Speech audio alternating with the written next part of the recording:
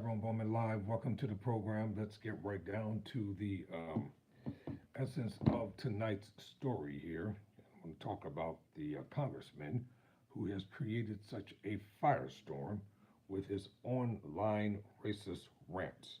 According to MSNBC, a Republican congressman's racist rant generates immediate backlash. Representative Clay Higgins' racist online message probably won't help the Republican Party's pre election outreach to black voters. The consequences of Donald Trump's and J.D. Vance's ugly lies about Haitian immigrants in Springfield, Ohio are quite real. Threats of violence in the community have become painfully common in recent weeks, and some locals have decided to take matters to a new level. As my MSNBC colleague Clarissa Jan Lim explained, so this is according to NBC, a national nonprofit organization called the Haitian Bridge Alliance announced this week that it's seeking criminal charges against the former president and the Ohio senator, accusing the Republicans of making false alarms, aggravated menacing, and telecommunications harassment. Republican Representative Clay Higgins saw the news and responded in an overtly racist way.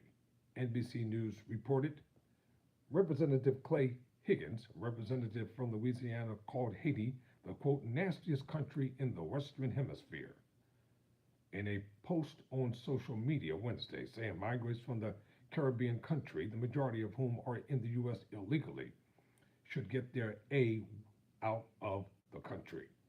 Even by contemporary standards, the GOP congressman's rant was unusually ugly. These Haitians are wild, Higgins wrote in the since deleted tweet. Eating pets, voodoo, nastiest country in the Western Hemisphere, cult, slapstick gangsters, but D if they don't feel all sophisticated now. Filing charges against our president and VP. All these thugs better get their mind right and their aides out of the country before January 20th. There's no point in fact-checking every individual claim in Higgins' nonsense, though I'll mention that voodoo was probably a misspelling of voodoo, V-O-O-D-O-U, and January 20 was almost certainly a reference to the date Donald Trump would be inaugurated for a second term if voters return him to power. The backlash was immediate, especially from many of the Republican black colleagues, though House Speaker Mike Johnson, a fellow far-right Louisianan, offered words of tacit support. Higgins, the speaker told reporters, is a dear friend of mine and a colleague from Louisiana, a very frank and outspoken person. They always justify, because they don't want to criticize each other, but they always try to justify their so-called frankness and outspoken. No, your friend is a racist. No, your friend is a bigot. That's what he is, Mike Johnson, because you just like him. And this is how y'all all talk behind closed doors. This is that backroom banter talk. It goes on every day. But he just got caught. And this is what all y'all do. Y'all make these audacious, racist rants online, then you hurry up and delete them, knowing that the poison has already spread, thinking that people are going to forget about it. No, you all feel this way about Haitians with a passion. Johnson added that he spoke to Higgins about the tweet, and that Higgins went to the back and prayed about it, and regretted it. And he pulled the post down. What do you mean he went to the back? He should have brought his racist self before that, and back to Twitter, whatever they want to call it, X-Twitter, X-Box, Black Box, whatever, and apologized for what he said. Now you want to go someplace and pray about it because you regretted it. No, you don't regret it. You don't like the backlash that you're getting from black people. And they're going to continue to light you up because what you and Vance and Trump are doing is downright ugly. And you're all not going to stop until somebody gets killed. And then you want to try to run and hide when it happens. Higgins soon after made the House Speaker appear foolish by stepping all over his defense. I can put up another controversial post tomorrow if you want me to, he told CNN. Amid the uproar, I mean, we do have freedom of speech. I'll say what I want. It's not a big deal to me It's like something stuck to the bottom of my boot. Just scrape it off and move on with my life. So, Johnson, you lied about him feeling regretful and him praying about it. Man didn't pray about anything. He did not pray about anything, and you know he didn't. You are trying to make excuses for him, and you're trying to justify what this man has done. The idea that Higgins regretted his racism was obviously proven absurd by his on-the-record indifference. What kind of intra-party consequences will he face? None. I can tell you that. Probably none.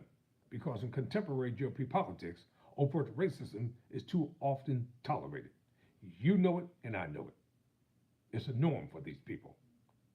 For those unfamiliar with the far-right, Congressman Higgins, in his capacity as a local sheriff, appeared in a video in 2016 in which he described several black criminal suspects as animals and heathens, adding, "You will be hunted, you will be trapped, and if you raise a weapon to a man like me, we'll return fire with superior fire."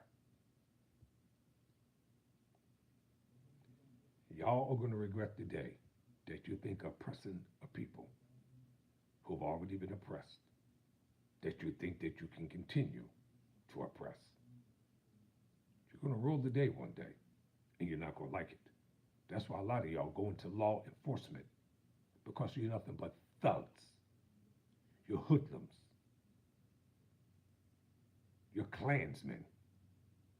And you'll hide behind a badge and a uniform and a shield with your pretentious upholding law and order. And it's a sham, it's a lie. And you know it's a lie. And you don't like bold people like me telling you to your face, you're nothing but a liar.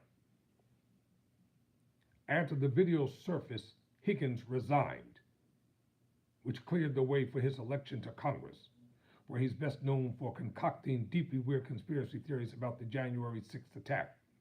This, of course, didn't stop GOP leaders from assigning him to a task force investigating the Trump rally shooting. But stepping back, Higgins' racism comes on the heels of allegations that Republican Mark Robinson of North Carolina described himself as a Nazi. And this is the black Republican, who argued that slavery wasn't necessarily a bad thing, which came on the heels of Trump and Vance peddling racist lies about Springfield. What do you mean slavery wasn't necessary, a bad thing?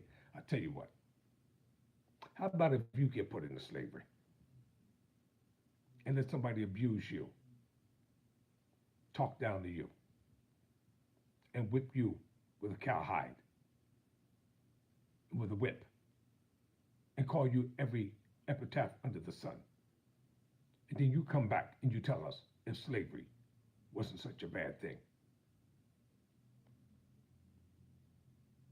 When it came, so now listen to this. So he said that peddling racist lies about Springfield is not a bad thing, which came on the heels of Trump's racist rhetoric about Vice President Kamala Harris, which came on the heels of Trump pitching the idea that black people like him more because he's a criminal. What kind of mess is that? So Trump associates black people with criminality. So that's the mutual association? Man, you must be out of your wig weave wearing mind. So listen to this, which came on the heels of Trump telling Time magazine, "I think there's a definite anti-white feeling in this country, and that can't be allowed." Oh, really? Because we detest the grotesque way y'all treat black people? So there's a feeling of anti-white in the country. Then let it be. It is what it is. Y'all are anti-black, and y'all saying do whatever you want 24 hours a day. You don't get harassed. You're not racially profiled. DWB, driving while black. Y'all don't face this type of stuff. You can go anywhere you want to go just because of the pigmentation and the color of your skin. They don't question anything you say. So don't give me this crap about there's a feeling of anti-white in the country. No, we don't want to put up with the crap that y'all been spewing. And then Trump went on to say, the Republican added that he hopes to focus on the problem related to the bias against white. Focus on what problem? There is no problem. Which came on the heels of Axios reporting that in a prospective second term, Trump and his team intend to dramatically change the government's interpretation of civil rights era laws to focus on anti-white racism rather than discrimination against people of color. Man, you must be, please. I don't know where you all think we're going to go. You all just think you're just going to say things and do things and we're just going to just idly sit by and just take it. I keep telling y'all, this ain't the 40s. This is not the 20s. This is not the 30s. This ain't the 50s. We're not looking down to the ground. Ain't no yassing and no some coming out of our mouths. We're not bowing down and scraping down to you people. We're not doing it. That's what you want us to do. And I don't know how many of my people in the South can still put up with this foolishness in this modern day age. A couple of years ago, Republican officials expressed some confidence that the party's strategic outreach to black voters was starting to pay off. The Hill reported that the GOP believed its messaging was starting to resonate with the crucial voting bloc, and that is true. That is a true statement. I will give them credit on that. When George Bush's son was trying to, when he wanted to become president, he really tried to be a more compassionate type of conservative. That is a true statement. The New York Times reported soon after that Republicans saw a fresh opening to peel away some black voters. I'll tell you this, and the time is coming, and it will happen. Republicans are going to soften their stance on a lot of things once they get rid of Donald Trump. He's a polarizing, infectious disease on the Republican Party. They got to get rid of him once and for all. And one day they will have a candidate that will be appealing to the masses of everybody. I'm not opposed to voting for a Republican candidate if the candidate is the right kind of candidate. And one day, and I'll go on record to say this, the Republicans are going to have a black person as their nominee. It's going to happen. At some point in time, times have changed. And then they'll probably get the presidency again. I don't know whether Republicans will make gains for black voters in the 2024 elections. Nah. But I do know that the GOP is asking black voters to overlook an astonishing amount of recent overt Republican racism. No, we're not. We're not overlooking none of it. Not today, not tomorrow, not ever. It's, to quote the lyrics of a song, too much, too little, too late to ever try again, close quote.